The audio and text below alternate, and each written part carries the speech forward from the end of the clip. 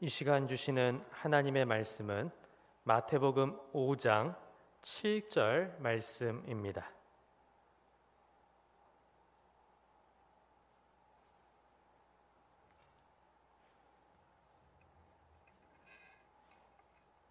제가 봉독하겠습니다. 긍휼히 여기는 자는 복이 있나니 그들이 긍휼히 여김을 받을 것임이요. 아멘. 담임 목사님께서 긍휼히 여기는 자의 복이라는 제목으로 말씀 전해주시겠습니다. 할렐루야. 오늘도 우리 주심 주실 은혜를 사모하여 이 복된 은혜 자리 참여하신 모든 분들을 위해 우리 하나님의 은혜와 축복이 가득 차시기를 주님의 이름으로 축복합니다. 여러분, 오늘이 목요일이죠. 이제 내일하고 내일 모레가 되면 우리 특별 새벽 기도회가 마무리가 되는데, 실은 제가 어제 기도하다가 감동이 하나 왔습니다. 무슨 감동이냐면, 이제 토요일 날이 이제 마지막 날입니다. 마지막 날인데 이 날은 좀 특별하게 좀 진행이 되면 좋겠다라는 마음이 있었어요. 자, 어떻게 좀 특별히 진행이 될까 싶으냐면, 우리 토요일 날이 사실은 이제 우리 자녀들을 위한 기도 제목을 가지고 기도하는 마지막 날인데, 그날 좀 그냥 넘어가기가 좀 그래서 제 마음에 주신 감동은 우리 자녀들, 그러니까 쉽게 말하면 유치원 같은 어린 아이로부터 우리 청년들까지 모두 현장에 참여해야 되겠다, 참여했으면 좋겠다. 만일 현장 참여가 여의치 못하다고 한다면 온라인상으로라도 최소 그날만큼은 꼭 참여를 해서 제가 축복을 좀 하고 싶습니다. 사실은 이 코로나가 아니면은 우리가 보통 이제 특송들을 하지 않습니까? 특송하시는 분들을 제가 이제 안수기도를 해 드릴 수가 있는데, 지금 코로나 시대이기 때문에 위험 여지가 있어서 그게 불가능하고, 우리 자녀들도 마음 같아서는 다 안수 축복 기도를 해 주고 싶지만은 위험 여지가 있어요. 그래서 그렇게 할 수 없기 때문에 대신 우리 자녀들이 다 나오게 되면 우리 다 함께 일어서서 우리 자녀들을 축복하는 축복송을 좀 불러주고, 또 뜨겁게 또 제가 먼저 기도하고, 우리 교우들, 우리 부모님 된 여러분들이 우리 자녀들을 뜨겁게 축복하는 그 시간이 되면 좋겠다라는 마음에 감동을 주셨고, 하루를 지났는데 더 강렬해졌어요. 그래서 이거 전날 광고 안 하고요, 제가 일부러 이틀 전에 광고하는 것입니다. 들을 귀 있는 자는 들을지어다. 아멘. 네. 그래서 여러분들이 우리 자녀들 온라인 현장에 만약에 어렵다면 온라인상으로라도 토요일은 다 깨워서 함께 이 축복받는 일에 여러분들이 욕심을 가지셨으면 좋겠습니다. 아멘. 거룩한 갈망. 어제 제가 의에 줄이고 목마른 자는 복이 있나니 저희가 배부를 것임이라 말씀하신 대로 의로우신 우리 하나님의 그 일에는 여러분 열심과 욕심을 내시기 바랍니다. 천국은 침노하는 자의 것인 줄로 믿습니다. 자, 오늘도 역시 이제 오늘이 목요일인데 이틀 하면 이제 완주를 하게 되죠. 여러분 끝까지 완주하며 승리하시기를 간절히 축복합니다. 우리 옆에 분과 인사하겠습니다. 오늘도 복된 자리 참 잘 오셨습니다. 한 번 다시요. 끝까지 승리합시다. 할렐루야. 여러분, 이거 우리가 서로 함께 이렇게 격려해주고 힘을 주면 좀 힘이 좀 나지요? 아멘? 예, 감사합니다. 자, 오늘은 팔복 중에 이제 벌써 5번째 이르는 복에 이르게 됐는데, 자, 우리 다 같이 7절 말씀 다 같이 봉독합니다. 시작. 긍휼히 여기는 자는 복이 있나니 그들이 긍휼히 여김을 받을 것임이요. 예, 역시 이 말을 헬라 원어로 직역하면 이렇게 됩니다. 복이 있도다. 긍휼히 여기는 자에게는. 왜냐하면 그들이 긍휼히 여김을 받을 것이기 때문이다 라는 겁니다. 자, 여러분, 오늘 이 구절을 다른 번역 성경에는 이렇게 말합니다. 남을 불쌍히 여기는 사람들은 행복하다. 하나님도 그들을 불쌍히 여기시기 때문이다. 또 다른 번역은 자비로운 사람은 복이 있도다. 그들이 하나님의 자비를 입을 것이기 때문이다. 여러분, 우리가 이 팔복 중에 이제 4가지 복을 먼저 말씀드렸잖아요. 먼저는 한번 복습해 볼까요? 첫 번째 무슨 복이요? 심령이. 두 번째 애통하는 자의 복. 세 번째 온유한 자의 복. 네 번째 의에 줄이고 목마른 자의 복이지요. 이 네 가지의 복은요, 주로 하나님을 향한 그 내용들이 주로 많죠. 하나님을 향해 심령이 가난하고 애통하고 하나님 앞에서, 또 온유하고 하나님의, 또 특별히 의에 줄이고 목마른, 주로 대신 하나님을 향한 그 방향이었다면, 그 다음에 오늘부터 드리는 4가지 복은요, 주로 사람을 향한 복입니다.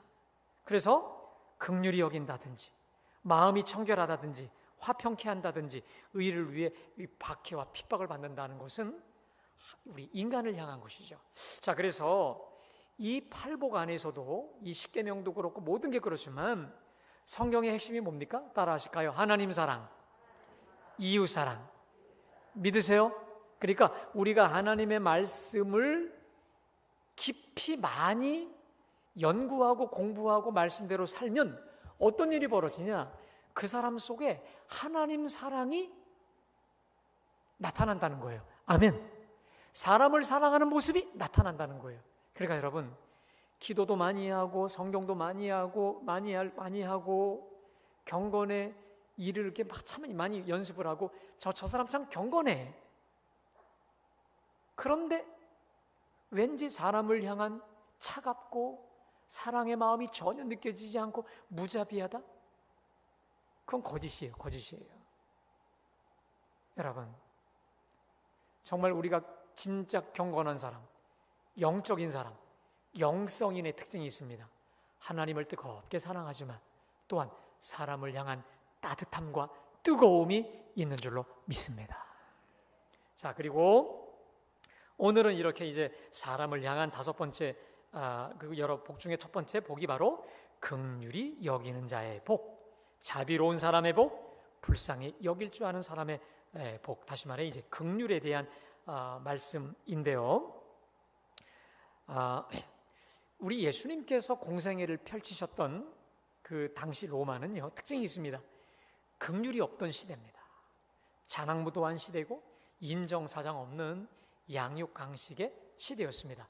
여러분, 당시에 로마 철학자들은 제가 엊그제 말씀드렸지만 온유라고 하는 것을 나약해 빠져버린 거라고 해서 아주 온유를 경멸하는 시대였는데, 그들도 역시 이 당시 로마 철학자들의 글 속에 보면 긍휼을 향해 뭐라고 말하냐? 긍휼은 영혼의 질병이다, 나약함 따위의 그 어떤 것이다 라고 해서 진정한 그 남자됨의 표지, 최고의 표지는 뭐냐?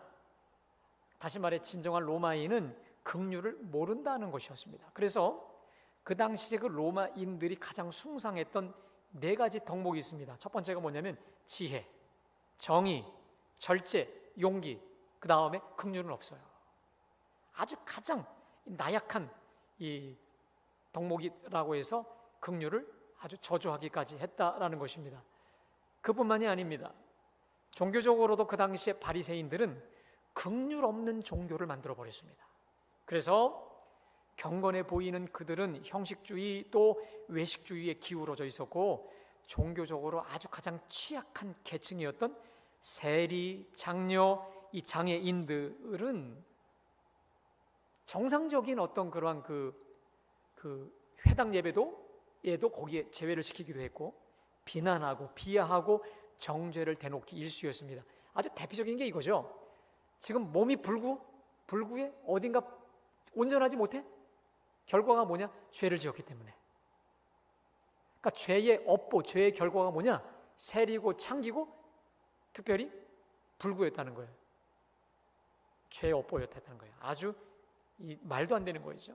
한마디로 무자비하고 무정했던 시대, 한복판에서 주님은 오늘 말씀을 주시고 있는데, 여러분, 그렇다면 긍휼이 없는 이 현상, 무정한 이 현상, 2000년 전에 그들만의 것이었을까요? 아니요, 절대 그러지 않아요. 여러분, 오늘을 사는 이 시대를 여러분들은 어떻게 생각하십니까? 저는 오늘을 사는 이 시대야말로 무자비, 무정, 이 시대라고 저는 봐요. 지금 이 시대를 우리는 포스트 코로나, 이 포스트 모던 시대라고 합니다. 물론 이제 코로나 시대라고도 하지만 이 포스트 모던주의 시대의 특징이 있습니다. 개인의 인권이 중요한 시대입니다. 그래서 개인의 인권이라고 하는 명목 하에 이 아주 만연한 게 있습니다. 물질 만능이기도 하고 또 그 다음에 개인주의, 이기주의. 이게 얼마나 이 가득한 줄 몰라요. 그러니까요, 긍휼하고는 아주 멀어요. 긍휼, 자비, 어떤 타인을 향한 어떤 자비, 이게 아니죠. 오직 내 새끼, 우리 가족, 나 외에는 관심이 없어요. 옆집 사람이 죽어가든 말든 그런 거 별로 관심 두지 않고 있는, 그것을 우리는 체감하며 살고 있습니다. 자, 아니나 다를까요? 성경은 말세지말의 현상에 대해서 아주 뚜렷하게 말씀하고 있습니다. 특별히 로마서 1장 31절을 보면 한번 좀 띄워주실까요? 한번 다 같이 봉독합니다. 시작. 우매한 자요, 배역하는 자요, 무정한 자요, 무자비한 자라. 거기 무정한 자요, 무자비한 자라. 자, 특별히 디모데후서 3장 1절부터 5절을 보면 말세를 사는 우리를 향해 아주 명확하게 말씀하시고 있습니다. 여러분, 우리 한번 다 같이 3장 1절부터 5절까지 함께 다 같이 봉독합니다. 시작. 말세에 고통하는 때가 이르러 사람들이 자기를 사랑하며 돈을 사랑하며 자랑하며 교만하며 비방하며 부모를 거역하며 감사하지 아니하며 거룩하지 아니하며 무정하며 원통함을 풀지 아니하며 모함하며 절제하지 못하며 사나우며 선한 것을 좋아하지 아니하며 배신하며 조급하며 자만하며 쾌락을 사랑하기를 하나님 사랑하는 것보다 더하며 경건의 모양은 있으나 경건의 능력은 부인하는 자니 이 같은 자들에게서 내가 돌아서라. 자, 주님께서 너는 이것을 알라라고 말씀하시면서 말세에 고통하는 때가 이르러 벌어지는 현상을 말씀하고 있는데, 여러분, 그냥 그대로 아닙니까? 자기를 사랑하며 돈을 사랑하며 자랑하며 교만하며 비방하며 부모를 거역하며 감사하지 아니하고 거역하지 아니하며, 특별히 3절에 보면, 3절 띄워줘 보세요. 3절에 보면 제가 이 말씀을 준비하다 보니까 크게 더 부각이 된 것 같은데, 무정하며 그 다음에 원통함을 풀지 아니하며 또 뒤에 사나우며. 제가요, 어쩔 때는요, 차 운전을 하다가 누구 차를 조금이라도 좀 이렇게 부딪히거나 뭐 스쳤다. 그래서 저는요, 이 주차장에서 차 문 열 때요, 정말 두렵고 떨림으로 열어요. 괜히 하다 옆에 거 부딪히면 죽일 것 같아. 이 시대를 한마디로 말하면 사나워요. 잔인해요. 그래서 제가 차 문 열 때 우리 집 사람한테 조심해. 일부러 제가 거리도 두지만 툭이라도 부딪혔다간 여러분 죽일 것 같아, 진짜로요. 그런 시대를 살고 있는데, 자, 특별히 무정하며 그 다음에 원통한 것을 풀지 않는다. 이게 특별히 제 마음에 와닿았어요. 근데 이 구절을 다른 번역들이 이렇게 번역합니다. 다른 사람에 대한 사랑도 없고 용서도 없으며. 그러니까 무정하며 원통함을 풀지 않는다, 이 말이 이런 게 뭐냐면 용서가 없다는 거예요. 원통함, 이런 거예요. 누구하고 한번 틀어지면 끝이야. 그냥 한번 누구하고 관계가 어긋장 나잖아요. 물론 이제 이유가 있고 사연이 있고 누가 봐도 그럴 수밖에 없겠다라는 이해가 되기지 하지만, 자, 믿지 않는 자들이 그런 것은 이해가 되는데, 어디서 더 심하냐면 특별히 교회 안에서 믿는 자 가운데에서도 무정하거나 사랑이 부족한 것은 말할 것도 없지만 원통함을 풀지 않아요.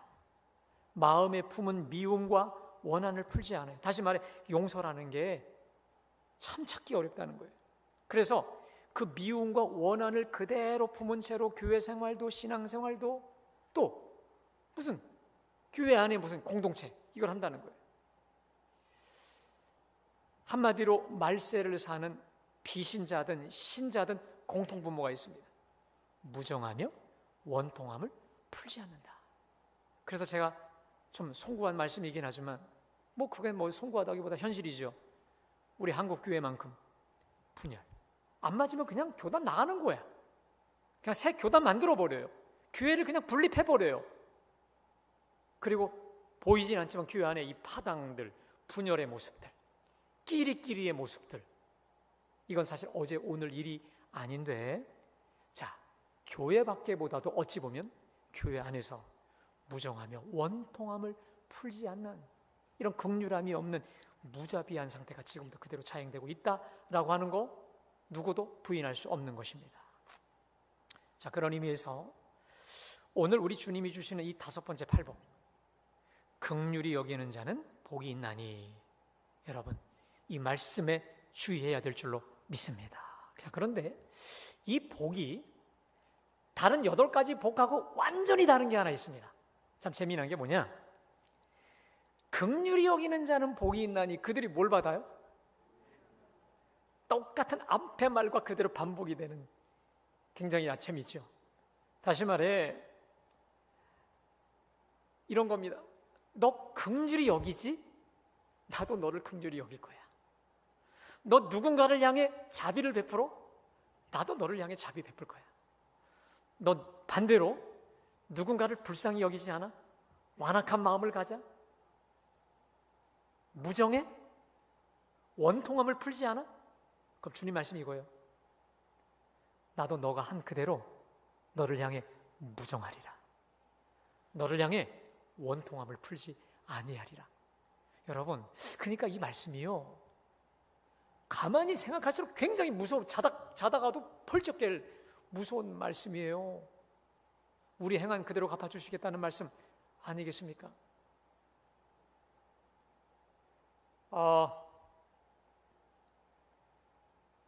자, 그런 의미에서 우리는 이 복의 심각성을 알아야 되고 집중해야 되고, 여러분 오늘 주시는 말씀, 저와 여러분에게 주시는 말씀으로 믿고 듣고 아멘으로 꼭 순종할 수 있기를 간절히 축복합니다.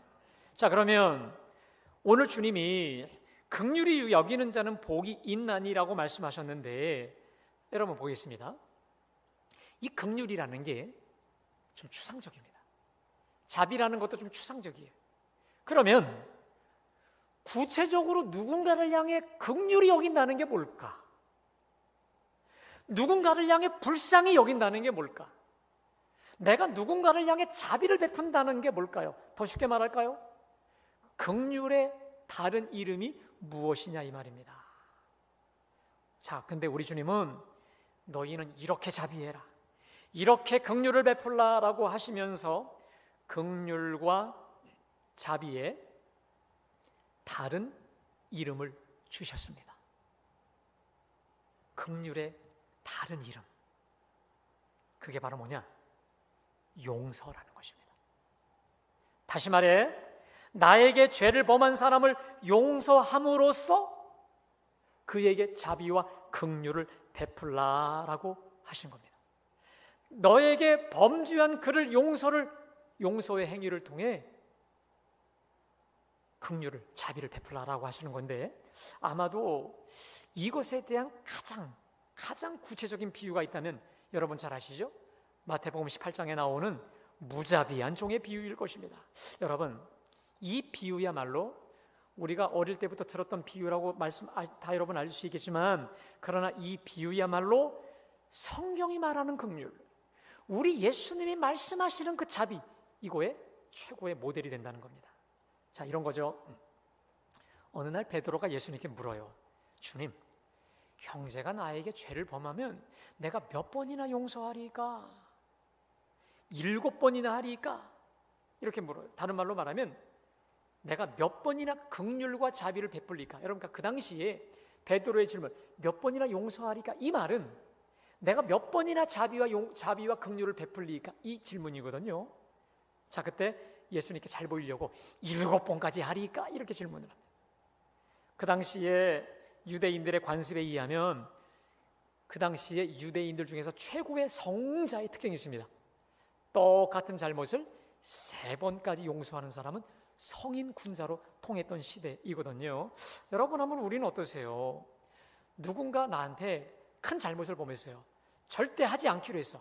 근데 똑같은 잘못을 또 범한 다음에 여러분, 그 다음에 용서가 되겠습니까? 그러니까 우리의 인내의 한계는 많아야 2번, 그 다음에 참고 참아봐야 3번 이상이 갈 수가 없는 거예요.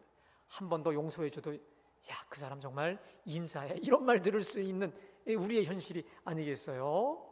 자, 이 베드로는 내심 주님께 칭찬받으려고 7번까지 하리까? 라고 하면서 그 당시 상식을 파괴하면서까지 질문을 던집니다. 자, 그때 우리 예수님께서 뭐라고 대답하시냐면, 내게 이르노니 7번뿐 아니라 7번을 70번까지라도 해라. 자, 7번이 아니라 7번을 몇 번? 70번까지. 우리 계산하면 몇 번이죠? 490번이죠. 자, 그런데 성경에서 이 7이라는 숫자는 완전수를 뜻하기 때문에 무한대로 어떤 제한과 한계를 두지 말고 무한히 용서하라는 것이죠. 여러분, 여기서 우리가 한 가지 알 수 있는 진리가 있습니다.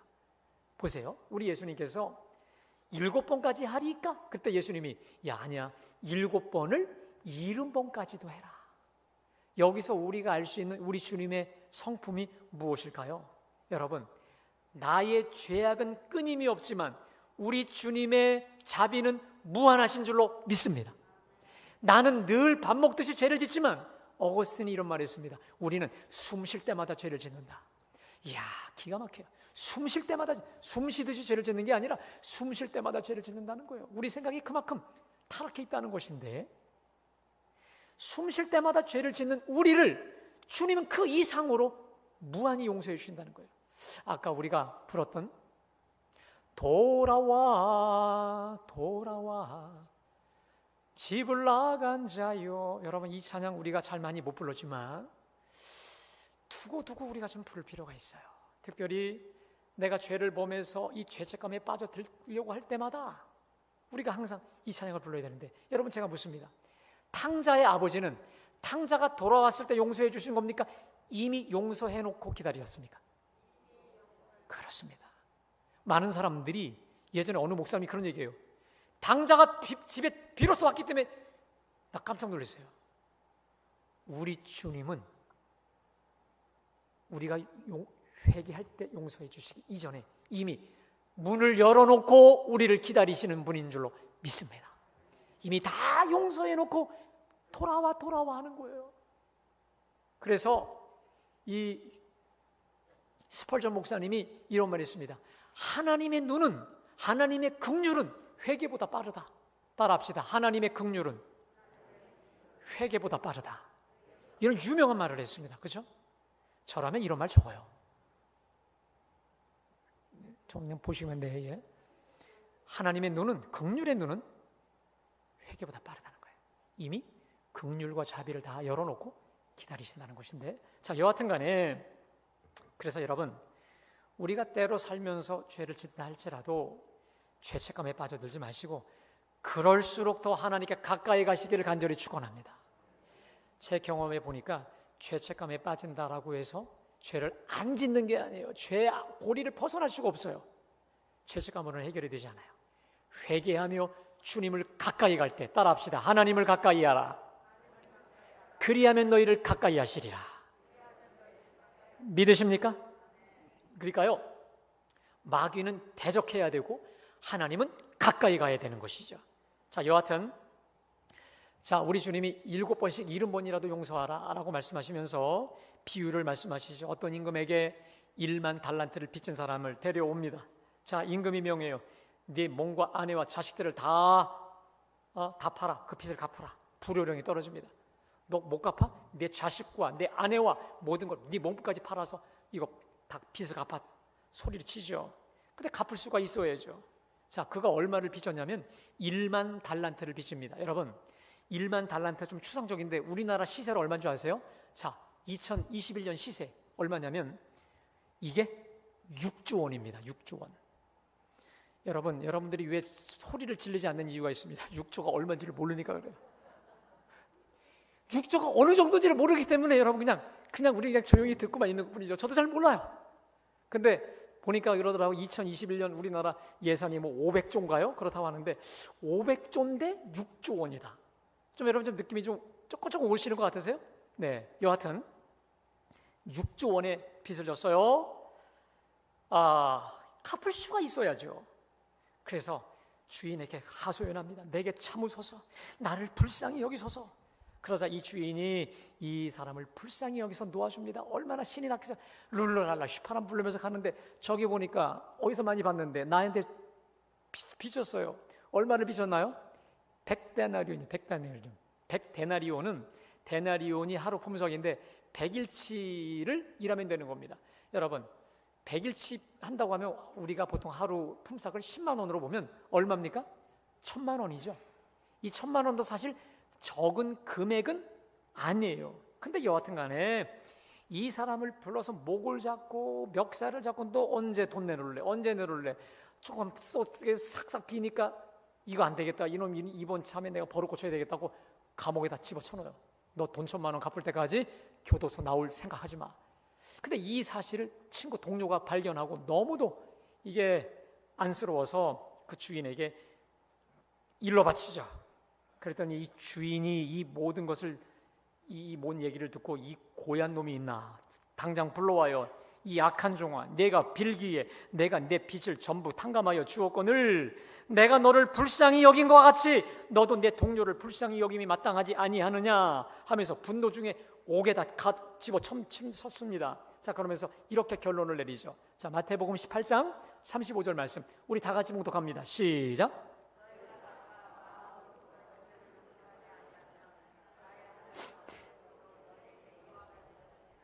그렇죠? 여러분, 자, 그 18장 33절에는 불쌍히 여긴 것 같이 너희도 불쌍히 여겨야 되지 않느냐. 그렇죠? 긍휼을 얘기하면서 지금 뭐니까 용서 얘기하죠. 맞습니다. 결론이 뭐냐면 결론은 간단합니다. 내가 긍휼을 베풀지 아니하면, 다시 말해 내가 누군가를 용서하지 아니하면 우리 주님의 결론이 뭡니까?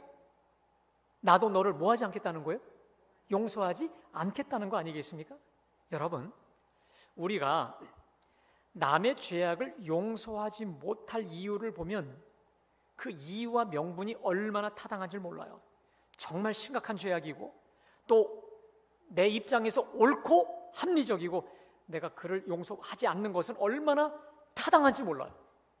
누군가를 향해 내가 분통함을, 원망함을 풀지 못하는 그 이유가 타당해. 그래서 얼마든지 미워하고 계속 곱씹을수록 용서 못할 명분이 타당한 줄 몰라요. 자, 그런데 여러분 그거 아십니까? 천차만별 다양한 이유와 명분, 내가 그를 용서 못할 끝까지 미워하고 분노 중에 끝까지 원수로 가야 될 명분이 타당함에도 불구하고 그를 내가 용서해야 되고 자비를 베풀어야 될 이유가 간단합니다. 오늘 주님의 명령이 간단해요. 내가 너를 용서했으니 너도 뭐 하라는 겁니까? 용서하라 이거예요. 내가 너에게 큰 자비 베풀었으니 너도 큰 자비 베풀라. 내가 너를 불쌍히 여겼으니 너도 그를 불쌍히 여기라는 거예요. 여러분, 제가 한 두어 번 여러분이 말씀드린 것처럼 다시 또 반복 드리려고 합니다. 저에게 개인적으로 친한 친구가 있었는데 오랜 시간 같이 다니다 보니까 같이 오래 다니다 보면요, 미세한 미세먼지처럼 이런 것들이 쌓여요. 제가 도저히 삭혔다가 그대로 둘 수 없어서 어느 날 터뜨리기로 결심을 했어요. 방에서 기다리고 있다가 오기만 하면 폭발하려고 했는데 여러분 그때가 대낮이었습니다. 대낮에 주님이 저에게 쩌렁쩌렁 말씀하셨어요. 내가 너를 용서했으니 너도 그를 용서하라. 용서하라. 그냥 다른 이유 변명이 없어요. 내가 너를 용서했으니 너도 그를 용서하라는 거예요. 주님의 육성과 같은 이 말씀 한마디에 제가 고꾸라졌죠. 그리고 예 하고 했어요. 그리고 그냥 순종했는데 참 신기한 것은 이렇게 그 말씀 한마디에 그냥 순종하고 그 다음에 다른 내색을 하지 않았는데, 신기한 게 그를 향한 분노나 이런 것이 싹 사라지는 경험이 있었거든요. 여러분, 누군가가 나에게 말로 혹은 글로 갖가지 행위로 상처를 가해서 그 가한 사람을 용서한다는 거, 이거는 정말 쉽지 않습니다. 왜? 저도 역시 피해자였기 때문에 너무나도 그것이 얼마나 어렵다는 걸 너무도 잘 알아요. 그런데 우리 주님의 명령은 너무도 타협이 없습니다. 따라합시다. 내가 너를 용서했으니 너도 그를 용서하라. 예, 이 명령에는 변함이 없습니다. 여러분들, 주님이 이것에 대해 타협이 없는 거 여러분 아십니까? 더 심한 걸 말씀드릴까요? 마태복음 1장 12절에 보면 우리가 우리에게 죄 지은 자를 사하여 준 것 같이 우리 죄를 사하여 주셨고, 이 주기도문이잖아요. 여러분, 이 뜻이 뭔지 아십니까? 우리가 우리에게 죄 지은 자를 사하여 준 것만큼, 이 같이라는 단어가 만큼이에요. 우리 죄를 사하여 주옵시고. 그러니까 여러분, 우리가 이 주기도문을 함부로 외우기가 이제 쉽지 않을 게 뭐냐면, 내가 누군가를 향해 10% 용서했으면 나도 너를 10% 용서하겠다는 거예요. 내가 누군가를 50% 용서하잖아요. 50% 용서하겠다는 거예요. 그러나 전부를 용서하면 내가 전부를 용서해 주겠다는 거예요. 자, 그래서 바로 그 밑에 이 구절에 대한 주석이 있습니다. 자, 마태복음 6장 14절 15절 말씀 우리 다 같이 봉독합니다. 시작. 사람의 잘못을 용서하면 너희 하늘 아버지께서도 너희 잘못을 용서하시려니와 너희가 사람의 잘못을 용서하지 아니하면 너희 아버지께서도 너희 잘못을 용서하지. 이게 바로 아까 그 주기도문에 우리가 우리에게 죄 지은 자를 용서하여 준 것과 사하여 준 것처럼 우리 죄를 사하여 달라는 이 말씀에 대한 해설인 거예요. 여러분, 주님이 왜 이렇게 우리에게 용서를 명하시고 긍휼을 명하실까요? 왜 이렇게 우리를 괴롭히지 못해 안달이 난 것 같이 보일까요? 여러분, 그래서 정연이라고 하는 소설가가 이렇게 하나님께 항변했어요. 들어보세요. 원수 사랑해라, 원수 사랑해라. 주님, 이게 무슨 말이에요? 주님, 이게 무슨 말씀이에요? 내게는 그리도 엄격하시면서 왜 어찌 내 원수들에게는 그렇게 관대하십니까? 그때 주님의 음성이 들려옵니다. 보아라, 나와 함께하는 것아, 내가 원수와 똑같은 얼굴이 되는 것을 나는 참을 수 없구나. 그러니까 이분이 누군가를 향해 용서 못하는 사람이 있었는데 하도 주님이 타협 없이 말씀하시니까 대체 뭐 하자는 것입니까? 했더니 이렇게 나와 함께하는 것아, 내가 원수와 똑같이 되는 것을 내가 참을 수 없구나.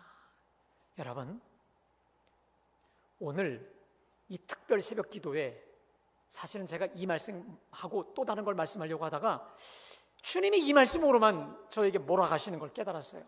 여러분, 용서하지 아니하고 분노의 마음을 가지고 살 때 사실 가장 큰 피해자는 누구냐면 가해자가 아니라 용서 못하는 피해자 나예요. 왠지 아십니까? 일단 기도가 막혀요. 기도가 막혀요. 그리고 또 하나, 그 분노를 틈타 마귀에게 역사할 틈을 내주기 때문에 여러분, 우리 얼굴이 기쁠 수가 있을까요? 절대 기쁠 수가 없어요. 마귀 얼굴처럼 분노 속에 살 수밖에 없는 거 아니겠습니까? 그래서 에베소 4장 26절에 이렇게 말씀하셨지 않습니까? 우리 다 같이 봉독합니다. 시작. 분을 내어도 죄를 짓지 말고 해가 지도록 분을 품지 말고 마귀에게 틈을 주지 말라. 우리가 정말 여러분, 마귀에게 가장 틈을 주기 쉬울 때가 언제냐? 분노할 때, 용서하지 못할 때, 괘씸한 마음을 품고 있을 때, 여러분 이렇게 생각하면 돼요. 그냥 우리가 마귀의 종이 돼서 끌려간다, 이렇게 생각하시면 되는 거예요. 주님이 이렇게 타협 없이, 여러분 성경을 보세요. 복음서 보세요.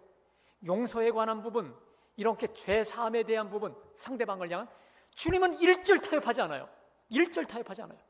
내가 너희에게 자비를 베푼 것 같이 자비를 베풀라. 내가 너희를 불쌍히 여긴 것 같이 너희를 불쌍히 여겨. 주님은 절대로 이 부분에 타협하지 않습니다. 왜 그러냐?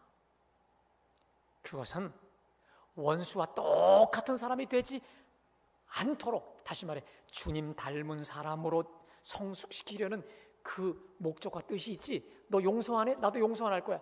주님이 우리에게 이는 이 눈으로 갚으려고 하는 게 아니라 이렇게 주님이 엄중하게 명령을 내리셔서까지라도 그 문제 빨리 넘어서고 빨리 이거 툴툴 털고, 그렇죠? 새로 시작하라고. 마귀에게 틈을 주지 말라고. 나 좀 닮으라고, 날 닮아가라고. 우리 주님의 배려인 것이 깨달아졌어요, 여러분. 저는 이런 생각할 때가 있습니다.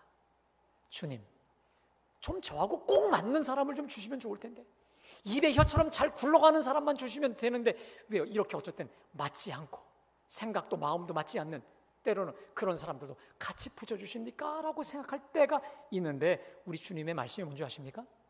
그 모든 과정을 통해 나의 자비를 배우고 긍휼을 배우고 용서를 배우고 결국 우리 주님 닮아가라는 거 아니겠습니까? 그래서 도널드 그레이라는 분이 이런 말을 했습니다.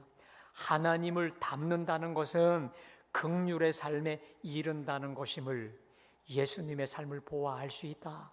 분명 예수님은 하나님의 마음을 긍휼의 마음으로 보셨기 때문이다. 긍휼을 베풀 때, 자비를 베풀 때 하나님처럼 된다. 용서를 베풀면 하나님의 아들 예수처럼 된다.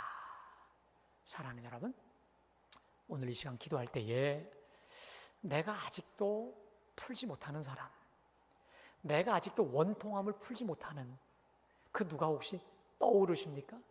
그렇다면 우리 주님이 이번 특세를 통해서 이제 풀고 가라고 하는 주님의 사인이 아닐까로 여러분들이 생각하시고, 주님, 주님의 마음을 허락하여 주시옵소서. 그 자비의 마음, 긍휼의 마음, 용서의 마음을 주셔서 이번 특세 기간을 통해 우리 팔복을 통해 정말 큰 복을 체험하고 누리는 복된 시간 될 수 있도록 여러분 기도하시고, 오늘 우리 기도 제목은 나라를 위한 기도입니다. 여러분, 우리나라가 얼마나 분열이 되어져 있나요? 동서 또 어떤 이념 논리로 얼마나 분열이 되어 있습니까? 주여, 우리나라가 주의 복음으로, 주님의 용서로, 주님의 자비로, 주님의 긍휼로 하나가 되게 하시고 통일이 되게 하시고 분열이 일치를, 미움이 하나, 사랑으로 분열이 일치가 될 수 있는 우리나라, 특별히 우리 교회들이 될 수 있도록 우리 함께 뜨겁게 기도할 수 있기를 원합니다. 우리 하나님께 주여 한번 크게 부르고 다 같이 기도합니다.